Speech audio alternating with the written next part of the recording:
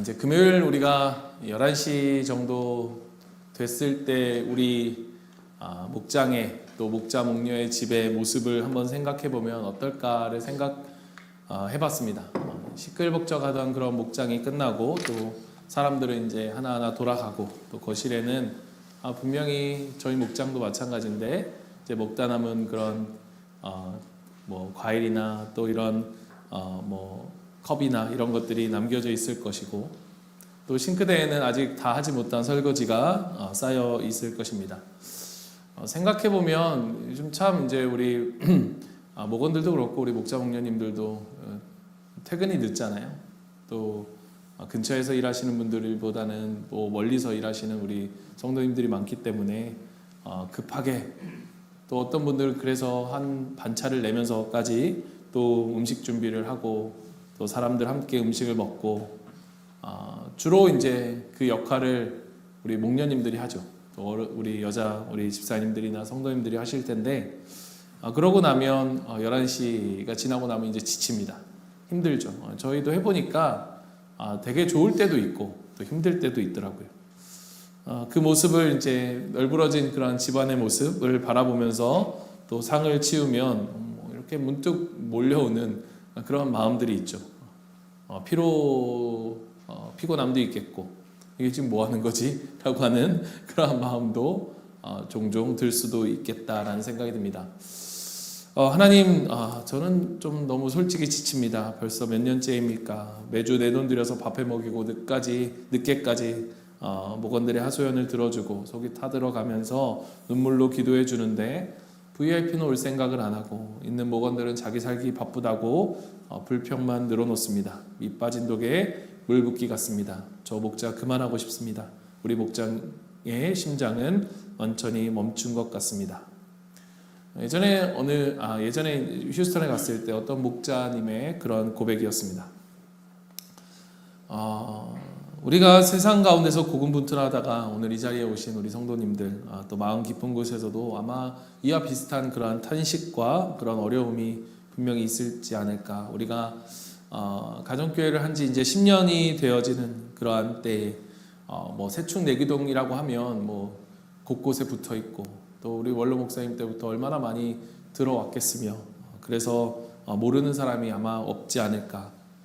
그런데 이 세충내기동이 잘 이루어지고 하면 뭔가 이렇게 수레바퀴가 잘 굴러가는 것 같아야 할 텐데 가면 갈수록 뭔가 더 수레바퀴가 무거워지는 것 같고 또 내 마음도 그 뜨거웠던 마음들이 뭔가 이렇게 다 사라져버리는 것 같은 그러한 번아웃의 문턱에 왜 우리가 서게 되는 것일까? 오늘 우리 짧은 강의를 통해서 이 멈춰버린 것 같은 우리의 심장을 다시 한번 뛰게 할 수 있는 그런 비밀들을 우리가 함께 찾아가 보고자 합니다.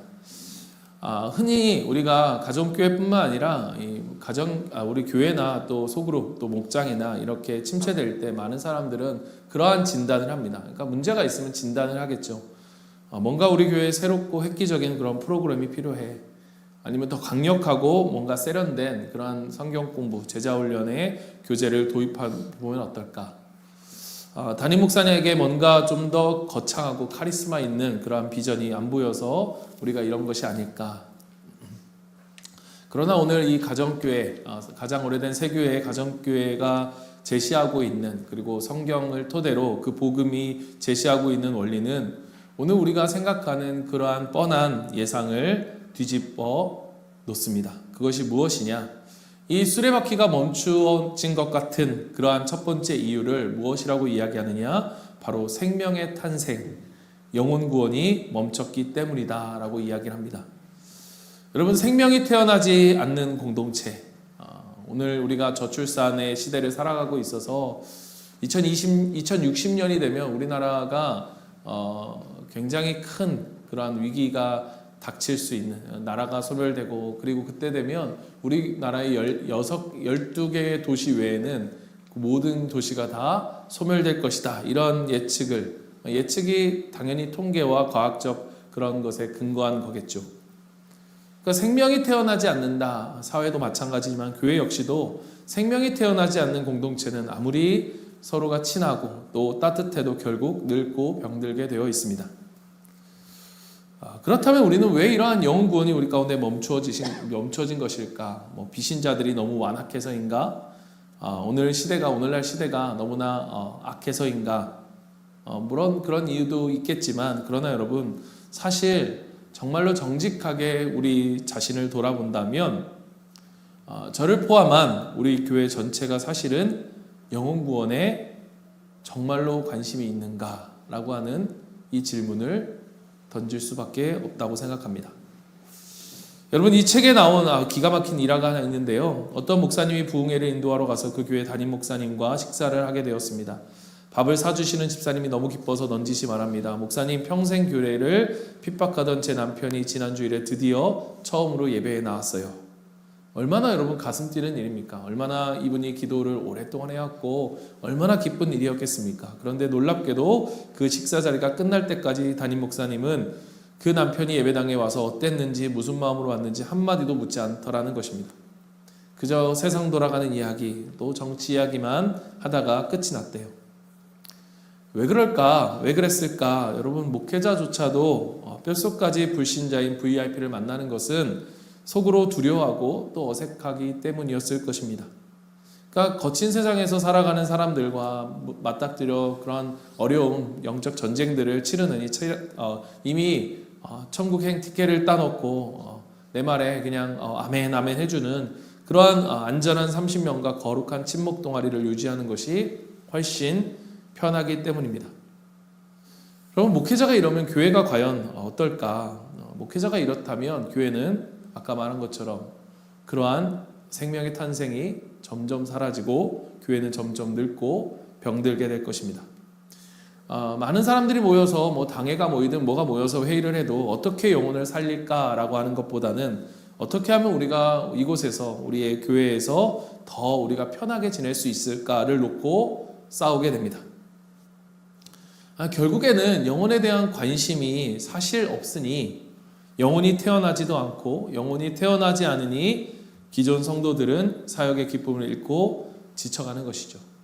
그러니까 오늘 우리가 정직하게 우리에게 물어봐야 되는 거예요. 정말로 우리는 영혼 구원에 관심이 있는가?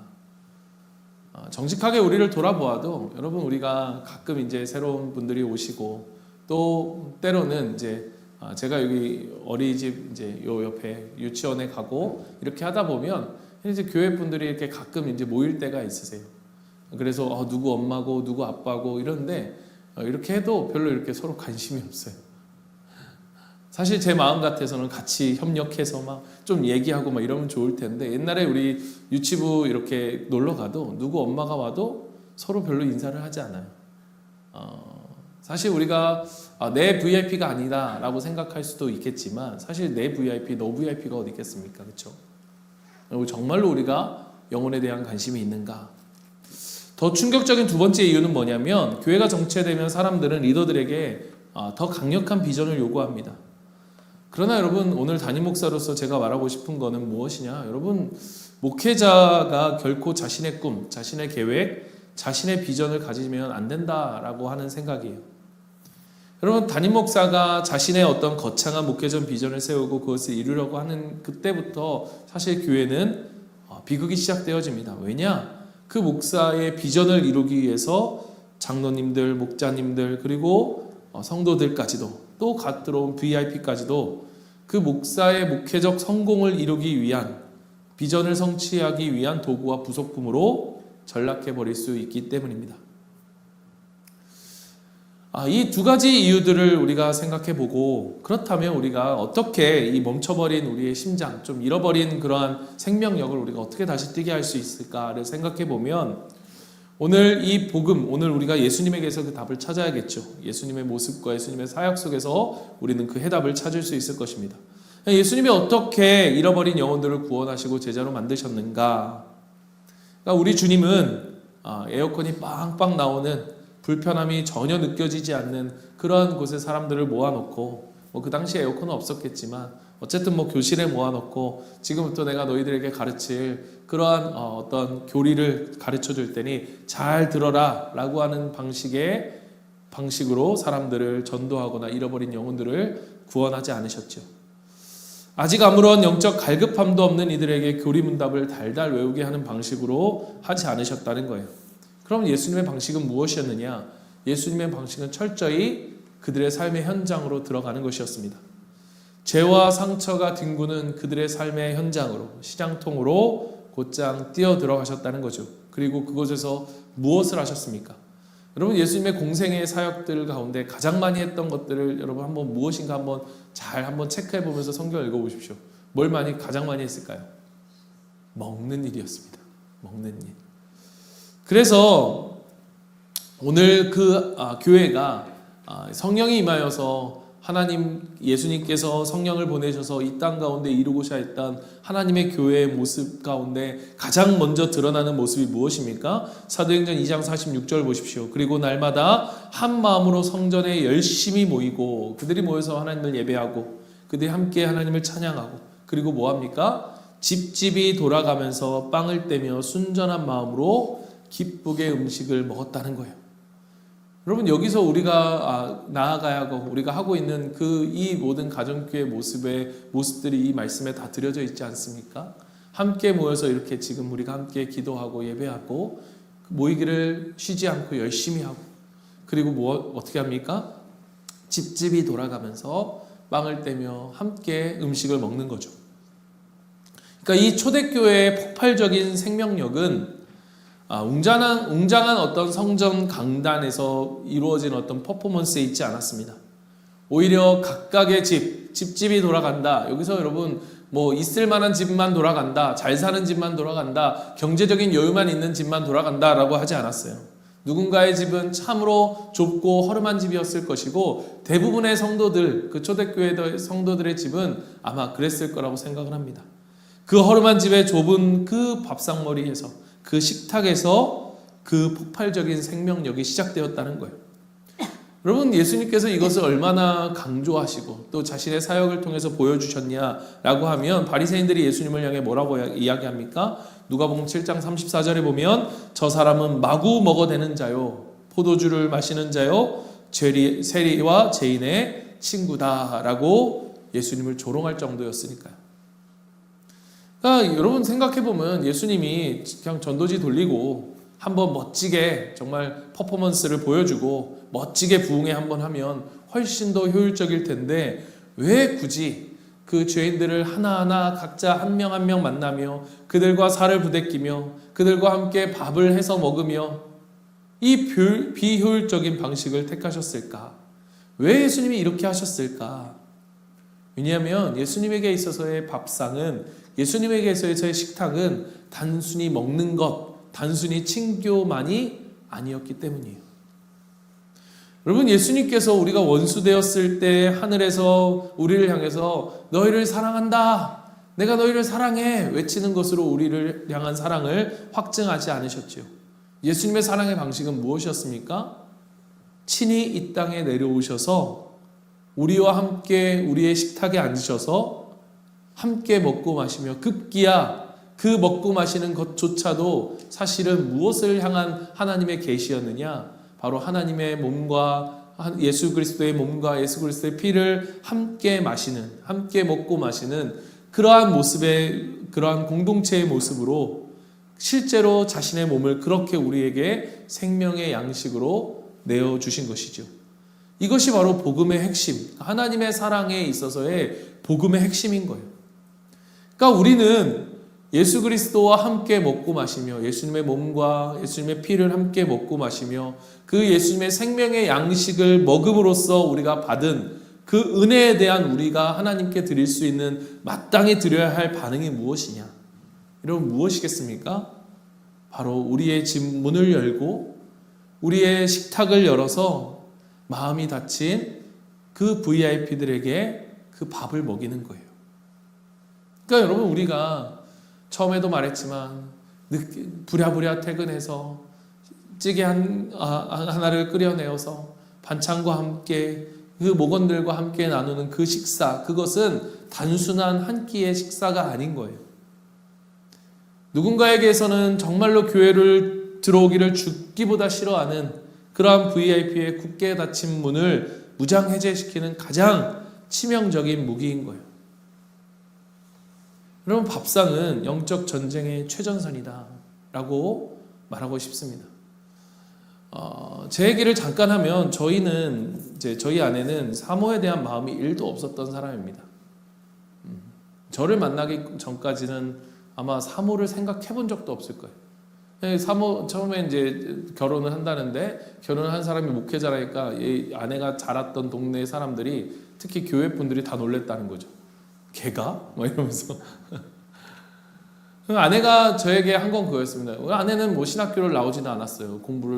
신학을 공부하거나 성경을 체계적으로 공부해본 그런 사람도 아닙니다. 그런데 아내가 결혼할 때 딱 한 게 있었어요. 내가 다른 거는 못하겠는데 그냥 밥은 해줄 수 있어. 그래서 열심히 밥을 했습니다. 제가 이곳에도 오기 전에 참 많은 사람들을 제가 초대하고, 서울에서 사역할 때도 또 싱가포르에서 사역할 때도 아마 우리 집을 거쳐간 청년들만 하면 한 300~400명은 될 것 같아요. 뭐 한두 번만이 아니라 그냥 제가 뭐 끼가 되면 우리 집 가서 밥 먹자 이렇게 하고 데려오곤 했으니까요. 밥밖에 할 수 있는 게 없었지만 밥밖에 할 수 있었던 게 아니죠. 여러분, 저는 그것이 예수님이 우리에게 주신 복음의 방법이고 또 핵심이라고 생각합니다. 그렇게 밥을 통해서, 그렇게 함께 먹음을 통해서, 먹는 것이 식구잖아요. 그래서 제가 생명의 삶에서도 내가 그에게로 들어가 그와 더불어 먹고 그는 나와 더불어 먹을 것이다 라고 하는 것, 그건 예수님이 식구가 되신다는 거거든요. 가족이 되신다는 거거든요. 같이 먹는 사람들, 그게 가족인 거거든요. 그래서 우리가 힘들고 어렵지만 같이 먹기를 고수하는 것이고, 그리고 힘들고 어렵지만 식당에 가서 먹지 않고 집에서 함께 돌아가면서 먹는 것이고, 그것이 우리가 비록 좀 집이 어떤 집은 좁고 어떤 집은 좀 넓고 좁고 했을지라도 그 집집이 돌아가면서 함께 먹고 마시는 것이 맞다는 거죠. 그래야 가족이 되는 거죠. 그래야 진짜 하나님의 가족이 되는 거예요. 그렇게 밥상에서 서로의 마음이 열리고, 특별히 정말로 교회 한 걸음 다가오기 어려운 그런 VIP들에게 그 밥을 차리며 마음을 연 그러한 VIP들, 성도들을 우리가 어떻게 훈련해야 될까? 오늘 이 책은 이런 이야기를 합니다. 질문이 없을 때는 절대로 답을 주지 마라. 저도 언젠가 이러한 실수들을 많이 했던 것 같습니다. 성도들에게 한꺼번에 너무 많은 것들을 먹이려고 하는, 생각해보면 내 5살밖에 되지 않는 우리 라온이를 데리고 제가 애에게 만약에 심오한 성교육을 시킨다고 하면 이 아이는 무슨 말인지도 모르고 관심도 없을 거예요. 그런데 사춘기가 되고 몸이 변하고 이성의 눈을 뜰 때 이성교제에 대한 이 성교육에 대한 이야기를 한다면 그건 다를 거예요. 그러니까 우리가 느끼는 전통적인 제자훈련의 실패를 이렇게 진단합니다. 영혼을 구원하려고 하는 애통함도 없고, 특별히 여러분, 저는 이건데요, 사역의 현장도 없는 사람들을 모아놓고 열심히 어려운 성경 공부를 시켜요. 그런데 문제는 뭐냐? 이해는 해요. 머리는 알아요. 그런데 몸은 움직이지 않아요. 머리만 비대해지고 삶은 변하지 않는. 그러니까 마치 수영을 가르치는데 수영을 수영장에서 가르치지 않고 어디에서 가르칩니까? 책으로 가르치는 거죠. 수영은 이렇게 하면 됩니다. 팔을 직각으로 해서 앞으로 내밀고 숨은 몇 초마다 이렇게 내쉬고, 그렇게 열심히 여러분 배워서 수영장을 가보십시오. 되나? 안 되겠죠. 수영을 배우려면 어떻게 해야 됩니까? 수영장으로 가야죠. 가정교회가 추구하는 방식의 제자훈련은 바로 이것이죠. 어쩌면 과격해 보일지 모르겠지만 이 성도들을 목장이라고 하는 험난한 사역의 바다에 몰아넣고 그곳에서 VIP를 섬기는 정말로 힘겨운 그런 사역의 현장에 나아가는 거죠. 거기서 어떻습니까? 내 돈을 쓰며 욕을 먹잖아요. 돈을 쓰며 욕을 먹고 섬기며 욕을 먹고 섬기며 아쉬운 소리를 들어가면서 자신의 한계에 부딪히는 거예요. 하나님, 내 힘으로는 도저히 이게 안 되네요. 도저히 저 사람을 품을 수 없네요. 이럴 때 성경이 뭐라고 이야기하느냐?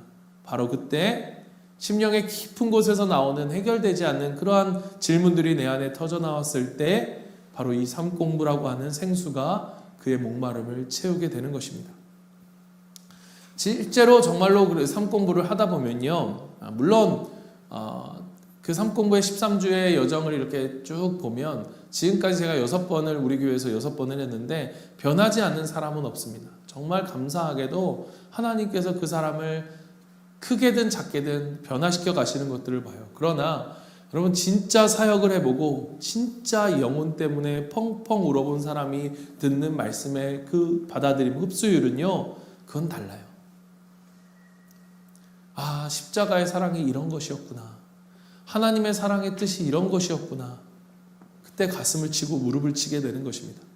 그래서 생각해보면 공부를 많이 시키는 것만이 능사가 아니다라는 생각이 듭니다. 영혼의 갈급함이 생길 때 그 말씀이 들어가야 또 삶이 변하게 되어지는 것. 좀 정리해보면 그렇습니다. 교실에 짐을 벗고 우리가 식탁의 희망으로 나아간다라고 했을 때 우리의 제자훈련의 핵심이 교실에서 식탁으로 우리의 삶의 현장으로 나아가는 거죠.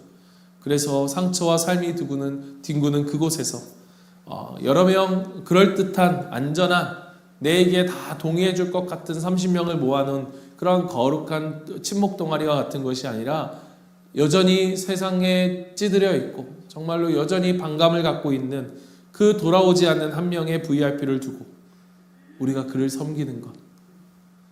그 교육의 방식도 무엇입니까? 치열하게 부딪혀가며 질문을 우리 안에 이 해결되지 않을 질문을 가지고 주님 앞에 나올 때 그때 부어지는 하나님의 은혜와 그 모습들을 통해서 결국엔 어떻게 됩니까?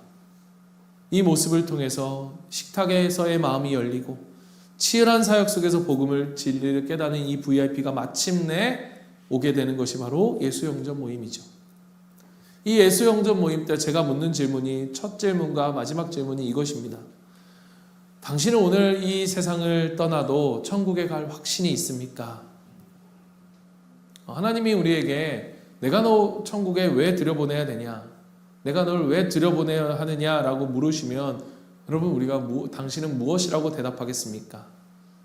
그 2시간 동안 긴 이야기 가운데 그 길고 길었던 그러한 자신의 삶에 2시간 그 짧은 시간이죠. 더 오랜 시간 동안 하나님의 마음을 두드리신 하나님의 마음을 무시하며 살아왔던 그 길고 길었던 방황을 끝내고 그 영혼이 주님 예수 그리스도가 나의 주님이십니다. 주님이 나의 아버지이십니다. 라고 하는 그 고백의 순간 그 순간 어떤 일이 일어납니까? 1년 내내 아니 몇 년 동안 정말 그를 해먹이며 밥을 해먹이며 섬기며 지쳐 쓰러질 것 같았던 그 섬기는 자, 그 목자와 목녀의 그 눈에서 정말 감격의 눈물이 나오는 거죠. 여러분 이 눈물이 우리로 하여금 모든 아픔을 씻겨 내려가게 하는 거예요. 이 기쁨이 우리의 모든 수고를 다 눈 녹듯이 사라지게 만드는 거죠. 온 교회가 꽃다발을 안겨주며 축제를 벌이는 거예요. 저는 그런 우리의 모습이 되기를 바라요. 그래서 이제 예수영전 모임이 끝나면 목장 식구들이 다 같이 와서 함께 축하해 주는 것뿐만 아니라 여러분이 우리가 세례식에 나오는 이 형제와 이 자매 여기까지 인도하시는 하나님, 내가 잘 모르는 사람인데가 아니라 우리가 하나님의 자녀로서 한 사람이 주님께로 돌아왔다라고 하는 그 사실, 그 하나님의 감격을 아는 사람, 그 아는 그 기쁨 속에서의 복음의 축제가 벌어지는 것입니다. 한 영혼이 사망해서 죽었다가 살아나는 거잖아요. 죽었다가 살아나는 거잖아요. 그냥 뭐 아팠다가가 아니라 죽었다가 살아나는 그 옮겨지는 사망에서 생명으로 옮겨지는 그 짜릿한 승리와 그 기쁨을 한 번이라도 우리가 맛본다면 그것을 맛본 목자는 결코 사역을 내려놓을 수가 없는 거예요. 포기할 수가 없는 거예요. 감사하게도 어제 이제 몽골 선교를 준비해 가면서 이제 우리 뭉어벌도 목사님과 이제 같이 줌으로 팀장들이 미팅을 했습니다. 근데 너무 좋은 소식을 들려주더라고요. 제가 지난번에 왔을 때 가정교회에 대한 이야기를 했어요. 그랬더니 그렇게 뭐 이렇게 관심보다 뭐 이렇게 그렇게 호의적이진 않았어요. 뭐 싫다고는 안 하는데 글쎄요 뭐 이랬는데 갔는데 그 얘기를 듣고 이제 몽골에 가서 요즘 몽골에 그 집중적으로 가정교회에 대해서 몇몇 교회가 이제 가서 세미나도 하고 또 전해주고 하는 그런 일들을 하는데 거기서 이 가정교회를 듣게 된 것 같아요. 그리고 저한테 얘기를 해주더라고요. 저희가 이제 막 가정교회 목장을 한번 시작해보고 있습니다. 그러면서 이번에 우리 청년들이 오는 게 너무 기대가 된대요. 교회에서 오는 첫 번째 단기 선교. 그래서 와서 함께 금요일 날 저녁에 가정교회 모임을, 그 목장 모임을 하자, 이렇게 얘기를 하시더라고요. 여러분, 선교의 종착역을 생각해 보면 결국 선교라는 것은 그들이 스스로 교회로서 세워지는 것이죠. 대단한 신학교나 화려한 건물이 없어도 그저 좁은 식탁에 우리가 둘러앉아서 자신의 삶을 나누고 또 영혼을 낳는 이 가정교회 모델이 저는 선교지가 궁극적으로 추구해야 될, 그리고 앞으로 나아가야 될 또 가장 강력하고 완벽한 하나님의 대안이라 생각이 되어집니다. 말씀을 좀 정리합니다. 여러분,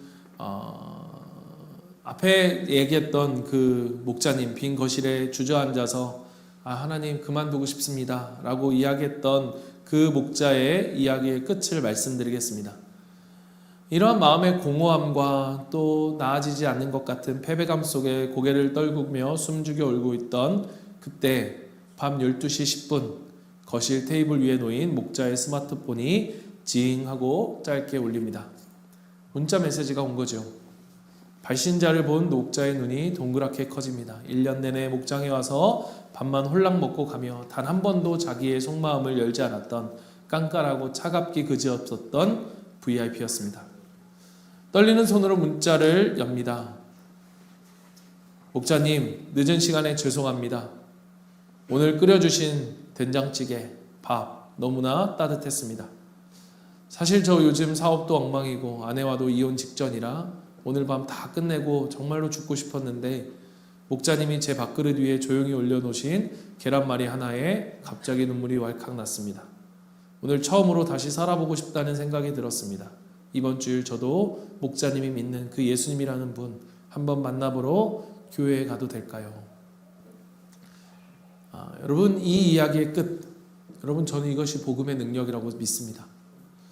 이것이 바로 우리가 지친 몸을 이끌고 앞으로 여전히 지금도 우리가 앞치마를 두르고 힘들더라도 우리가 밥상을 차리고 또 식탁을 펴고 우리의 집에 누군가를 함께 해야 하는 진짜 이유가 바로 여기에 있다고 생각합니다.